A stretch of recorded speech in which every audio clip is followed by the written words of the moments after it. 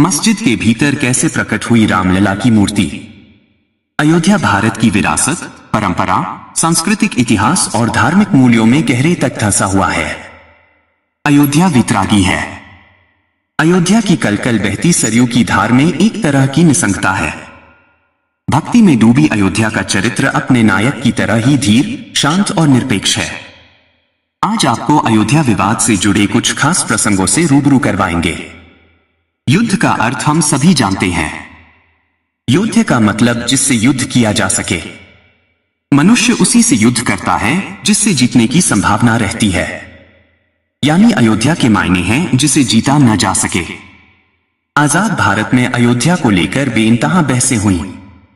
अयोध्या में 6 दिसंबर 1992 को जो कुछ हुआ वह किसी भी हिंदू परंपरा में मान्य और प्रतिष्ठित नहीं है।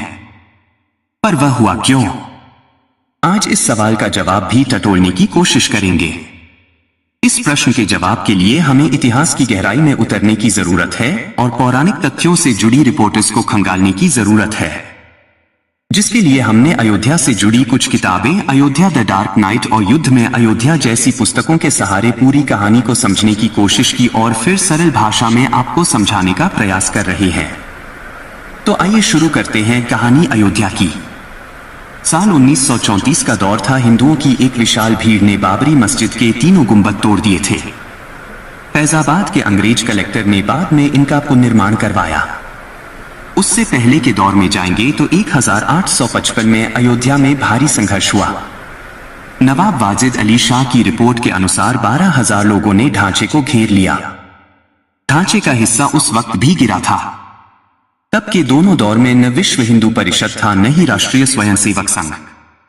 यानी अयोध्या के इन गुंबदों को लेकर आक्रोश हर काल में था। अयोध्या विवाद के बारे में पढ़ते सुनते हैं तो राम मंदिर से ज्यादा रामलला का जिक्र आता है। प्रभु राम तो राम हैं, ऐसे में राम के साथ लला शब्द कैसे जुड़ गया, इसकी कहानी आपको बताते हैं। 1949 में बाबरी मस्जिद वहां पर हुआ करती थी। गुंबद के ठीक नीचे राम की प्रतिमा रख दी गई। ये प्रतिमा राम के बाल रूप की थी। अगली सुबह पूरे इलाके में खबर फैल गई कि रामलला प्रकट हुए हैं। मूर्ति रखने वाले क्योंकि गुंबद के नीचे राम के जन्म की बात को बल देना चाहते थे, तो उन्होंने राम के साथ लला लगाया। संदेश ये कि राम प्रकट हुए, छोटे बालक हैं, लला है। अयोध्या के 8,500 छोटे बड़े मंदिरों, मठों और आश्रमों में करीब 400 वर्षों से हर सुबह इन्हें गाया बजाया जाता है। लेकिन 23 दिसंबर 1949 की सुबह अयोध्या में इन चौपाइयों के एक अलग ही मायने थे। 22 और 23 दिसंबर 1949 की एक सर्द कड़ाके की ठंड वाली लंबी काली रात थी। घने कोहरे में कुछ नहीं दिख रहा था। अयोध्या की तंग और संकरी गलियों के मंदिरों में भगवान विश्राम कर रहे थे। मठों में साधु सो रहे थे। 20,000 की आबादी वाले इस शहर के चारों तरफ सन्नाटा पसरा था। आधी रात से कुछ पहले सरयू के किनारे लक्ष्मण किले के घाट पर 5 प्रमुख लोग इकट्ठा होते हैं।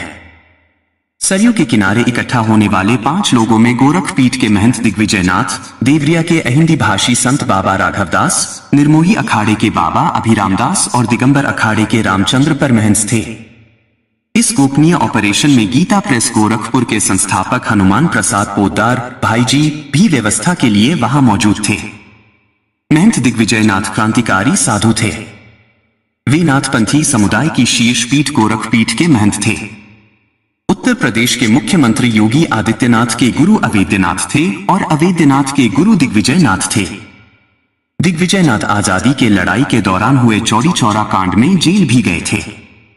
दिग्विजयनाथ को लान टेनिस का बहुत शौक था।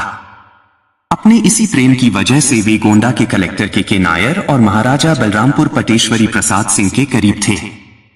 तीनों अक्सर लान टेनिस खेलने के लिए गोंडा में एकत्रित होते थे। दूसरे संत बाबा राघवदास पुणे के चित्तपावन ब्राह्मण थे। 1920 में वे कांग्रेस में शामिल हुए और 1948 में अयोध्या विधानसभा का उपचुनाव हुआ और राम मंदिर मुद्दे पर पहला राजनीतिक टेस्ट साबित हुआ ये चुनाव।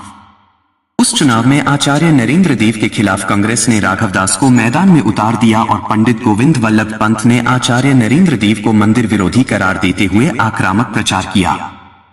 नतीजा, राघवदास चुनाव जीत गए। बिहार के छपरा के भगेरन तिवारी के बेटे चंद्रेश्वर तिवारी जब 1930 में अयोध्या आए तो उस वक्त वे आयुर्वेदाचार्य थे। दिगंबर अखाड़े की छावनी में उनका नाम रामचंद्र दास और काम मिला राम जन्मभूमि मुक्ति का।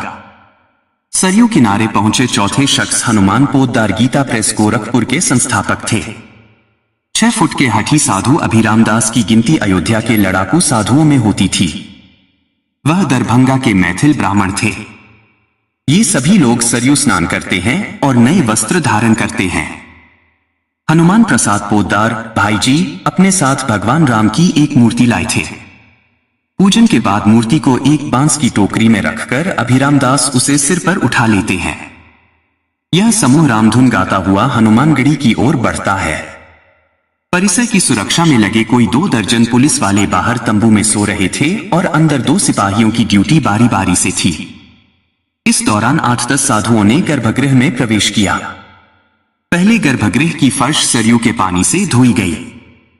फिर लकड़ी का एक सिंहासन रख उस पर चांदी का एक छोटा सिंहासन रखा गया और उस पर कपड़ा बिछाकर मूर्ति रखी गई।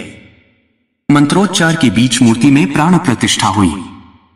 23 दिसंबर 1949 की सुबह उजाला होने से पहले यह बात चारों तरफ जंगल की आग की तरह फैल गई कि जन्मभूमि में भगवान राम प्रकट हुए हैं। राम भक्त उस सुबह अलग ही जोश में गोस्वामी तुलसीदास की चौपाई भय प्रगट कृपाला गा रहे थे। सुबह 7 बजे के करीब अयोध्या थाने के तत्कालीन SHO रामदेव दुबे रूटीन जांच के दौरान जब वहां पहुंचे तब तक वहां सैकड़ों लोगों की भीड़ इकट्ठा हो चुकी थी। राम भक्तों की यह भीड़ दोपहर तक बढ़कर करीब 5000 तक पहुंच गई। अयोध्या के आसपास के गांवों में भी यह बात पहुंच गई थी, जिस वजह से श्रद्धालुओं की भीड़ बाल रूप में प्रकट हुए भगवान राम के दर्शन के लिए टूट पड़ी थी। पुलिस और प्रशासन इस घटना को देख हैरान था। आम बोलचाल की भाषा में प्रकट होने को राम विराजे कहने लगे और यहीं से रामलला के साथ विराजमान शब्द भी जुड़ गया। खबर आम लोगों के साथ ही सरकार के पास भी पहुंच गई। तब केंद्र में थे जवाहरलाल नेहरू और वल्लभ भाई पटेल, जबकि राज्य में मुख्यमंत्री गोविंद वल्लभ पंत और गृह मंत्री लाल बहादुर शास्त्री।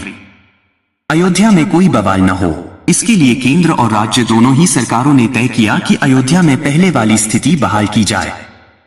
इसके लिए राज्य के मुख्य सचिव भगवान सहाय ने फैजाबाद के DM के नायर को आदेश दिया कि रामलला की मूर्ति को मस्जिद से निकालकर राम चबूतरे पर फिर से रख दिया जाए।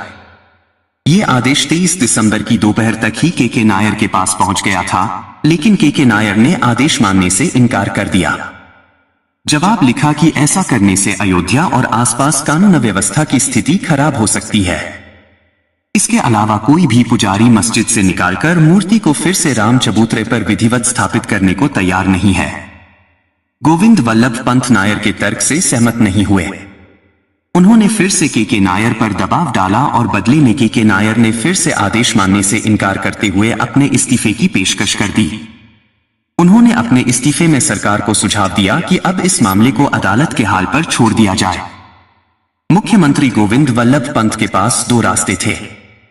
पहला तो ये कि वो के नायर का इस्तीफा स्वीकार कर लें और किसी दूसरे अधिकारी को तैनात करके मूर्ति को मस्जिद से बाहर राम चबूतरे पर लेकर आए। दूसरा ये था कि वो के नायर के सुझाए गए उपायों पर अमल करें। गोविंद वल्लभ पंत सरकार ने नायर का इस्तीफा नामंजूर कर दिया और सुझाए गए उपायों को अमल करने का आदेश दिया। अयोध्या की कहानी के अगले खंड में आपको बताएंगे कि रामलला विराजमान कैसे पक्षकार बन गए और पूरे मामले में विश्व हिंदू परिषद की कैसे हुई एंट्री।